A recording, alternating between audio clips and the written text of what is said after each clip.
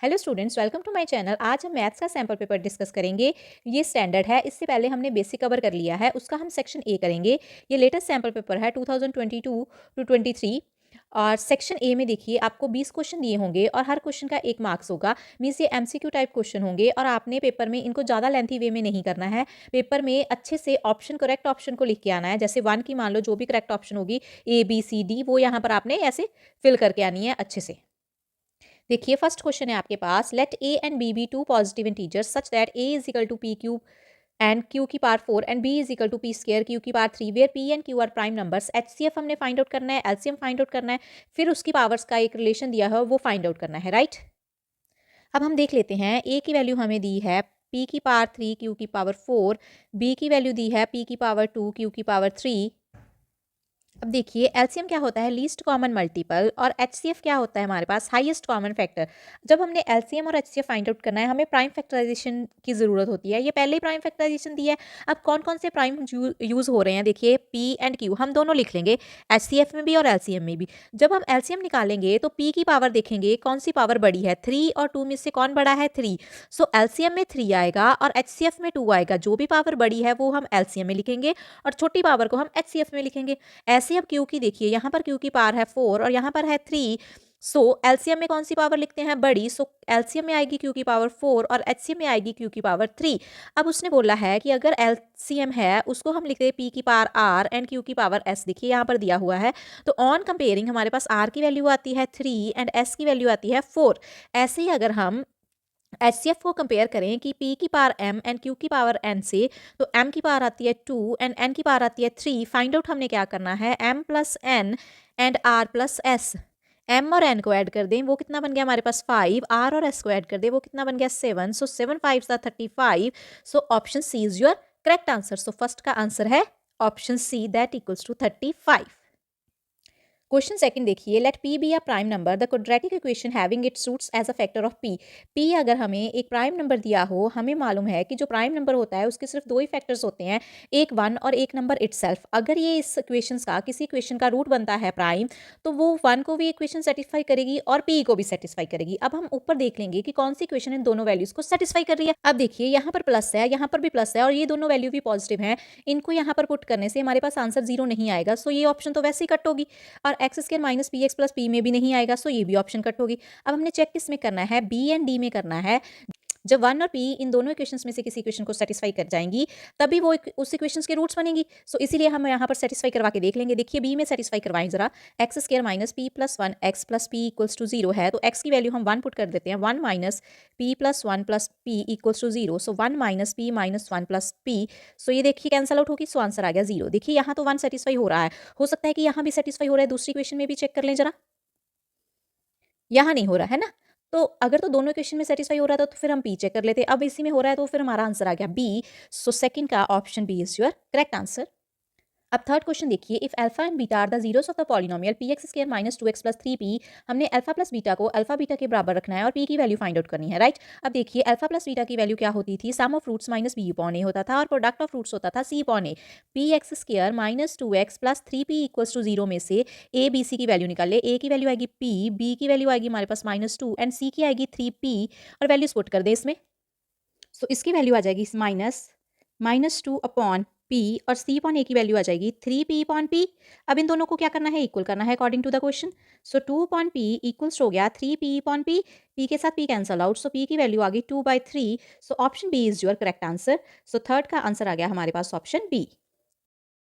अब next question है fourth. यहाँ देखिए हमें दो इक्वेशंस दी हैं और हम ये इक्वेशंस क्या कहता है, वो इनकंसिस्टेंट हैं और हमने के की वैल्यू फाइंड आउट करनी है। इक्वेशंस कब इनकंसिस्टेंट होती हैं, कब कोई सोल्यूशन नहीं देती, जब वो पैरेलल होती हैं। सो पैरेलल की क्या कंडीशन होती है, a1/a2 b1/b2 इक्वल होते हैं, नॉट इक्वल्स टू होता है c1/c2। यहाँ पर ये a1 है, ये a2 है, ये b1 एंड b2, ये c1 और c2, राइट। अब हम कंडीशन लगाकर चेक कर लेते हैं इसको। देखिए कैसे चेक करेंगे, 3/2k-1 ऐसे लिख लें जो कंडीशन होती है इनकंसिस्टेंट की, और उसके बाद लिखेंगे 1/k-1 not equals to 1/2k+1, right. अब जो फर्स्ट टू हैं इनको सॉल्व करेंगे और के की वैल्यू फाइंड आउट कर लेंगे, क्रॉस मल्टीप्लाई कर लें। 3k-3 equals to 2k-1, 3k-2 -1 + 3। सो यहाँ से हमारे पास आ जाएगा k equals to 2 is your answer. देखिए कौन सी ऑप्शन करेक्ट है। So option D is your correct answer. Next question है, देखिए इसमें किलोग्राम दी है P Q R S, P point दिया है 3,4, क्यू दिया है -2,3 एंड आर दिया है -3 -2 एंड एस हमने फाइंड आउट करना है, उसको हम एक्स वाई मान लेते हैं। और पैलोग्राम में देखिए एक रिजल्ट होता है, जो पैलोग्राम के डायगोनल्स होते हैं वो बाइसेक्ट करते हैं एक दूसरे को, राइट। अगर ये एक दूसरे को बाइसेक्ट करते हैं तो वहां से कंडीशन आती है जो मिड पॉइंट होगा, mid point of P R equals to mid point of Q S. अब हमें मिड पॉइंट निकालना आता है। अगर कोई 2 पॉइंट्स हमें दिए हों x1 y1 x2 and y2, उसका मिड पॉइंट क्या होता है x1 plus x2 divided by 2 y1 plus y2 divided by 2। अब यही फॉर्मूला हम इधर लगाएंगे p एंड r के लिए। देखिए क्या आ जाएगा,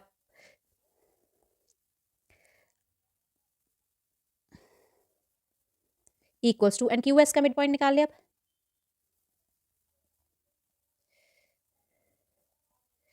राइट, इसको सॉल्व कर लें। 3 - 3 ये तो 0 बन गया, 4 - 2 2 2 डिवाइडेड बाई 2 1 और ये बन गया x -2 divided by 2 y plus 3 divided by 2। अब जो फर्स्ट है वो फर्स्ट के इक्वल होगा और ये सेकंड वाला सेकंड के इक्वल। तो x - 2.2 इक्वल्स टू 0, यहाँ से x की वैल्यू आ गई 2, y प्लस 3.2 इक्वल्स टू 1, यहाँ से y की वैल्यू आ जाएगी 2 - 3 that equals to -1। So point आ गया हमारे पास 2, -1। देखिए कौन सा ऑप्शन करेक्ट है, 2, -1। So C option is your correct answer.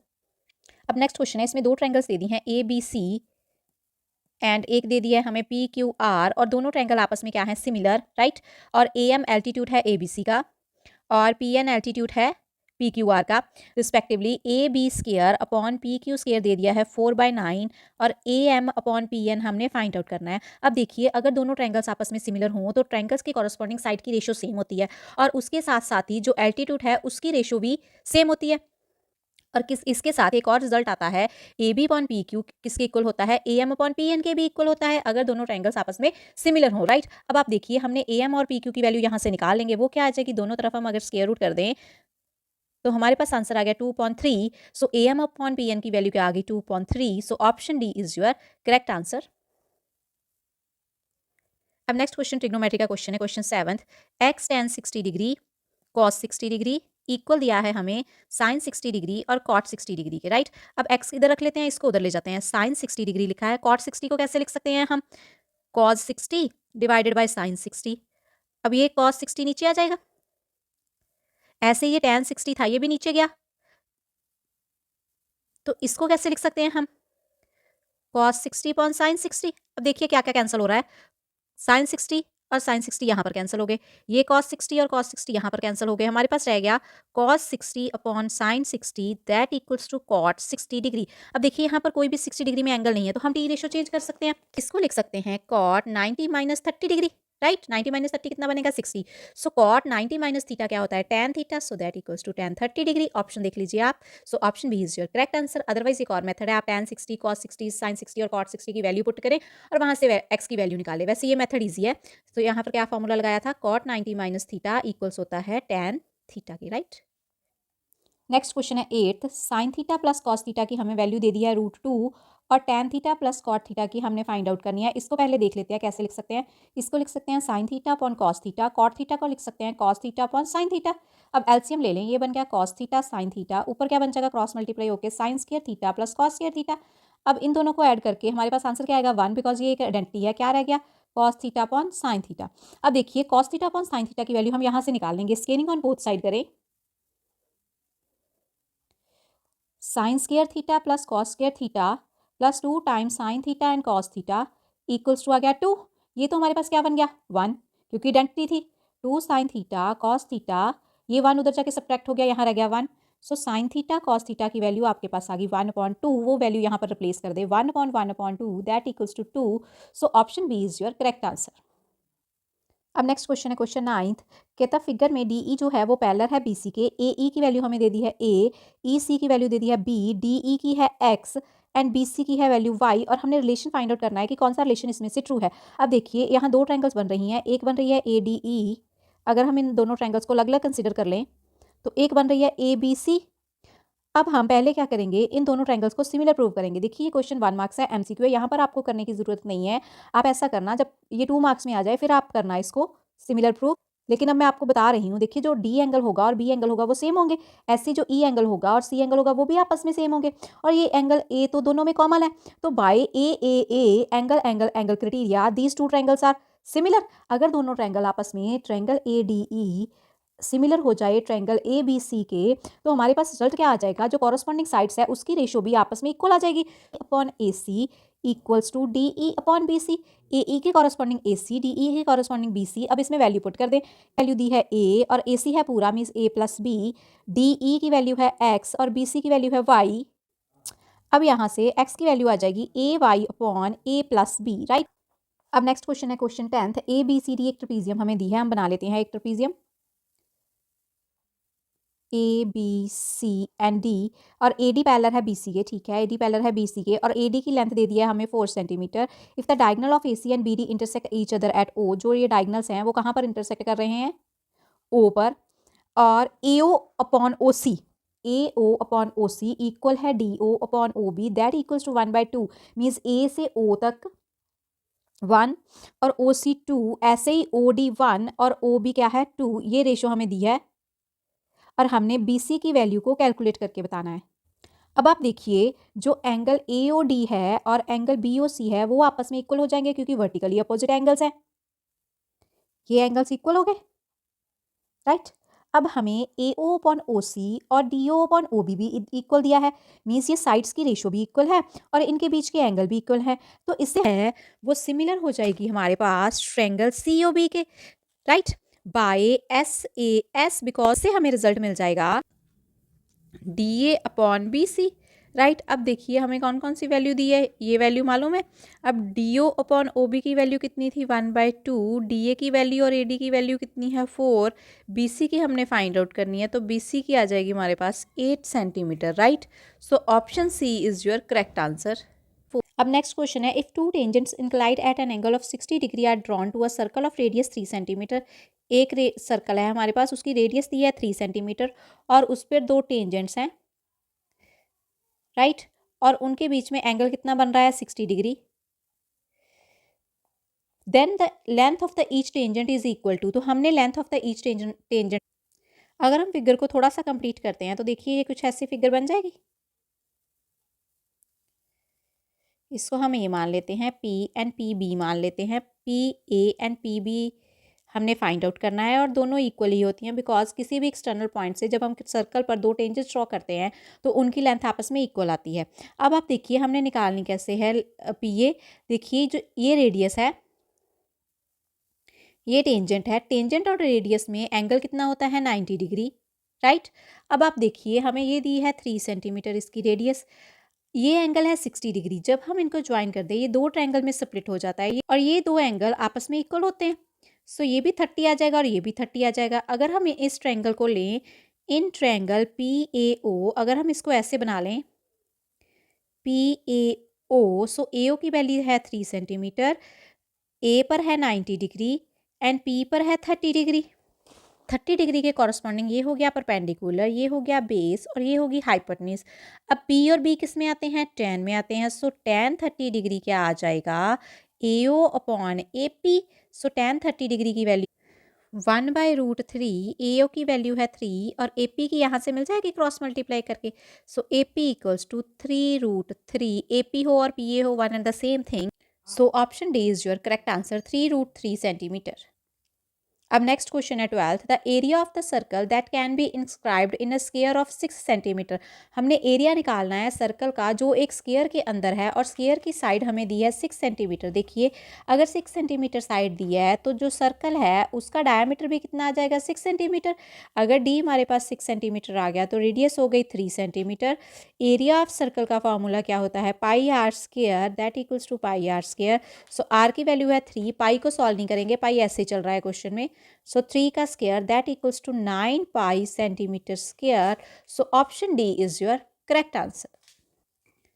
अब नेक्स्ट क्वेश्चन है हमारे पास 13, the sum of the length breadth and height of a cuboid is 6√3 centimetre, L plus B plus H दिया है हमें 6√3 centimetre and the length of its diagonal is 2√3, so diagonal हम कैसे लिखते हैं L square plus B square plus H square उसका square root, सो वो ये होता है डायगनल। सो इसकी वैल्यू दे दी है 2√3 सेंटीमीटर। और हमने total surface area of cuboid find out करना है टी एस से। उसका फॉर्मूला क्या होता है 2 × LB plus BH plus HL। अब देखिए हमने कैसे फाइंड आउट करना है, इसको हम 1 ले लेते हैं, इसको 2। जब हम 1 को स्केयरिंग ऑन बोथ साइड करेंगे ये बन जाएगा L प्लस BH का होल स्केयर इक्वल्स टू 6√3 का स्केयर। ये बन गया हमारे पास। इसका फॉर्मूला लगाएंगे L square plus B square plus H square 2 times of LB plus BH plus HL equals to 6 × 36 √3 × √3 3, उसको मल्टीप्लाई कर लेंगे। ये हमारे पास आ गया 108। और L square plus B square plus H square into 2LB plus BH, इसको ऐसे लिख लेंगे अभी फ़िलहाल। अब आप देखिए अगर हम इसका स्केयर करें तो हमारे पास इसकी वैल्यू आ जाएगी। तो स्केयर करने के बाद हमारे पास इसकी कितनी वैल्यू आ जाएगी, 2√3 का स्केयर करें 4 × 3 दैट इक्वल्स टू 12। सो ये आ गया हमारे पास 12 plus 2 time of LB BH plus HL equals to 108। इसको माइनस कर दे, आंसर आ गया हमारे पास 108 माइनस 12 दैट इक्वल्स टू 96। देखिए टी एस से यही था और यहाँ से हमने वैल्यू निकाल ली इसकी। So 96 centimetre square, option C is your correct answer. Next है if the difference of the mode and median of a data is 24। Mode को हम मान लेते हैं Z और मीडियन को मान लेते हैं M। इनका डिफरेंस दिया है 24 और हमने फाइंड आउट करना है मीडियन और मीन का डिफरेंस, राइट।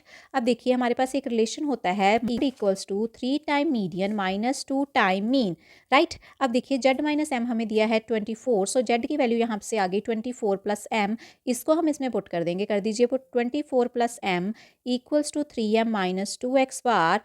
अब ये बन गया 24 plus 2x bar equals to 3M minus M। 24 equals to 2M minus 2x bar. अब इसमें से 2 कॉमन आउट निकाल लें।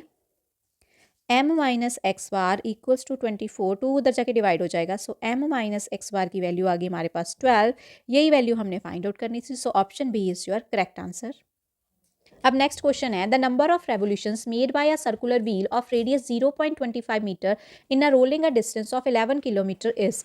अब नंबर ऑफ रेवोल्यूशंस हमने फाइंड आउट करनी है। नंबर ऑफ रेवोल्यूशंस का फॉर्मूला होता है हमारे पास, नंबर ऑफ रेवोल्यूशन इक्वल्स होता है डिस्टेंस ट्रेवल्ड डिवाइडेड बाय होता है पेरीमीटर ऑफ सर्कल, राइट।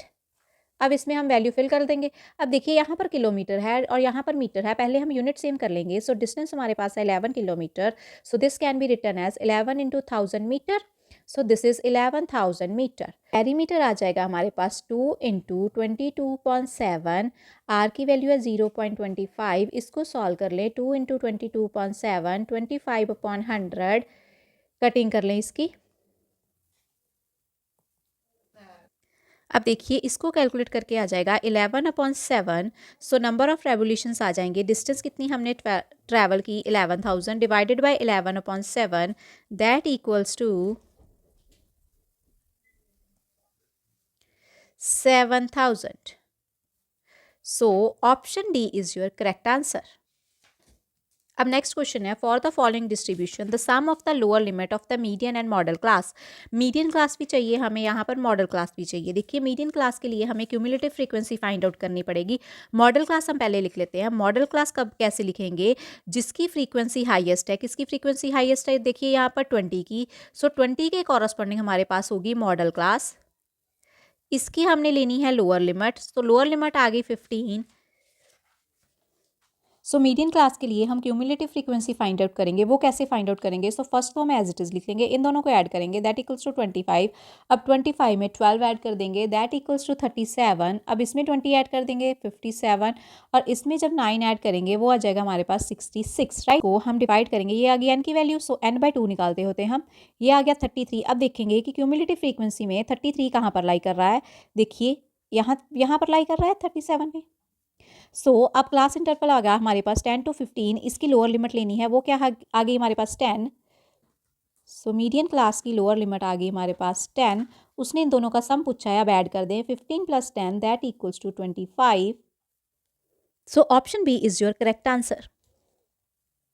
अब नेक्स्ट क्वेश्चन है, 2 dice are rolled simultaneously, what is the probability that 6 will come at least once. 2 dice को हमने रोल किया साइमल्टेनियसली, हमने प्रोबेबिलिटी बतानी है कि एट लीस्ट 1 टाइम 6 आए। अगर 2 टाइम भी आता है तो हमने उसको भी काउंट करना है, राइट। अब देखिए जब डाइस को थ्रो करते हैं 2 डाइस को, तो टोटल आउटकम्स बनती हैं उसमें 36, राइट। अब 6 will come at least once, तो 6 कैसे आ सकता, 6 1 6 2 6 3 6 4 6 5 एंड 6 6, ऐसे फिर आ सकता है 1 6 2 6 3 6 4 6 एंड 5 6। देखिए कितने केसेस हो गए, सो फेवरेबल केसेस हमारे पास कितने हो गए, 11। सो प्रोबेबिलिटी क्या बन जाएगी, 11/36। प्रोबेबिलिटी का क्या फार्मूला होता है, favourable over total outcome. So option C is your correct answer. अब नेक्स्ट क्वेश्चन देखिए, if 5 tan beta equals to 4 then 5 sin beta minus 2 cos beta divided by 5 sin beta plus 2 cos beta की value हमने find. अब 5 tan beta equals to 4 है, यहाँ से हमारे पास tan beta की वैल्यू आ रही है 4/5। अगर इस क्वेश्चन को हम tan beta में चेंज कर ले तो हम इजीली सॉल्व कर लेंगे। सो tan beta में चेंज करने के लिए साइन के नीचे cos चाहिए, so divide numerator and denominator by cos beta। सो ये हमारे पास क्या बन जाएगा, 5 tan beta minus 2, cos beta के साथ cos बीटा कट जाएगा, 5 tan बीटा प्लस 2। अब यहाँ पर वैल्यू रिप्लेस कर दे, 5 into 4/5 minus 2, 5 into 4/5 plus 2, 4 minus 2 आ गया 2, 4 प्लस 2 आ गया 6। सो सॉल्व करने के बाद हमारे पास आंसर आ गया 1/3। So option A is your correct answer. Next question में एक असर्शन दी है और एक रीजन दिया है। असर्शन क्या दी है, 2 नंबर्स का प्रोडक्ट हमें दिया है 5780, एचसीएफ दिया है 17 एंड एलसीएम दिया है 340। अब हमने देखना है कि ये ट्रू है कि फॉल्स है। और रीजन दिया है HCF is always a factor of LCM. देखिए जो एचसीएफ है वो फैक्टर तो होता है एलसीएम का, लेकिन ये वाली बात हम ऊपर स्टेटमेंट में जो असर्शन है उसमें कहीं यूज नहीं कर रहे। उसमें क्या यूज हो रहा है, उसमें यूज होगा LCM into HCF equals to product of the two numbers, right. अब देखिए जो रीजन है वो करेक्ट एक्सप्लेनेशन नहीं है, जो हमारे पास असर्शन है। दैट मीन्स हमें ए और बी में से देखना पड़ेगा, और ये तो हमारे पास आएगी नहीं सी एंड डी। अब यहाँ से ये आइडिया लग रहा है कि R is not the correct explanation of the assertion A, means ये वाला आंसर करेक्ट है। अब लेकिन हम इसको वेरीफाई करने के लिए फिर से ये रिजल्ट भी चेक कर लेंगे। इंटू 340 इक्वल्स टू 5780 है, तो जब आप मल्टीप्लाई करेंगे तो ये वेरीफाई कर जाएगा। तो option B is your correct answer. और ये बात हमें रीजन से भी पता चल गई थी कि इसी में लिखा है R is not the correct explanation of the assertion A. अब देखिए नेक्स्ट क्वेश्चन है, statement if the coordinate of the mid points of the sides A B and A C of a triangle A B C are D and E respectively then B C equals to 20 units. और reason इसका दिया है हमें, the line joining the midpoints of a sides of a triangle is parallel to the third side and equal to half of it। जब आप reason को एक दो बार पढ़ेंगे तो आपको याद आएगा, ये हम क्लास 9th में थ्योरम पढ़ते होते थे। इंपॉर्टेंट थ्योरम थी कौन सी, मिड पॉइंट थ्योरम, राइट। अब यहाँ से हमें ये तो मालूम पड़ गया कि जो रीजन आर है वो करेक्ट है, वो ट्रू है। अब हमने स्टेटमेंट को चेक करना है। स्टेटमेंट में देखिए एक ट्रायंगल दे दी है हमें A B C, A B का मिड पॉइंट दे दिया है डी और ए सी का मिड पॉइंट दे दिया है ई। ए डी की वैल्यू है 3,5 एंड ई की वैल्यू है -3,-3, राइट। अब मिड पॉइंट थ्योरम में क्या था कि ये देखिए यहाँ पर उन्होंने लिखा है line joining the mid points of a two sides of a triangle, means A B and A C दो साइड्स हैं, उनके मिड पॉइंट्स हैं डी एंड ई।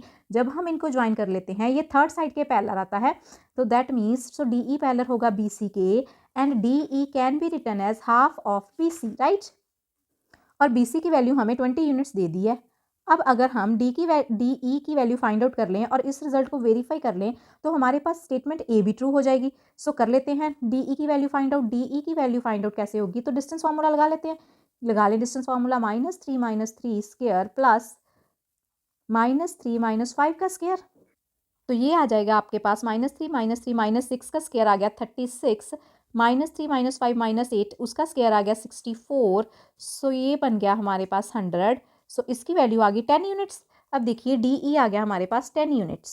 अब डी ई आ गया 10 यूनिट्स, राइट। अब हाफ ऑफ बी सी कितना हो गया, बी सी की वैल्यू दी थी 20, सो हाफ उसका आ गया वो भी 10 यूनिट्स, मीन्स ये भी 10 यूनिट्स और ये भी 10 यूनिट्स। तो इससे हमें क्या पता चल गया, जो स्टेटमेंट ए है वो भी करेक्ट है। तो answer A is your correct option because both assertion and A reason are true and reason R is the correct explanation of the assertion A. इसके साथ ही हमारा सेक्शन ए कंप्लीट होता है। आगे वाली वीडियो में हम सेक्शन बी को डिस्कस करेंगे।